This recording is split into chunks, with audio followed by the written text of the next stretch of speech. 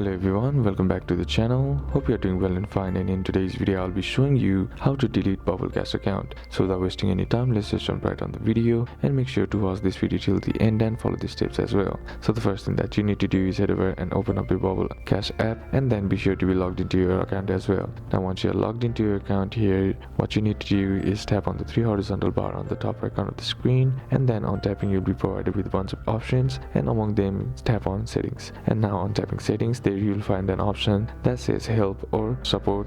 All you gotta do is just simply tap on it and then tap on the contact us option, send a message requesting account deletion, mention your username, register email and reason for deletion, request confirmation once your account is deleted. And now if you linked PayPal or Apple Pay, consider removing your payment method in your payment provider settings, withdrawing any remaining balance before account deletion. So these are a couple of steps that you can do, and that's it for today's video guys. Hope this video was useful to you. Leave a like if it did, comment down below what the next video should be on, consider subscribing to the channel. Thanks for watching, bye bye.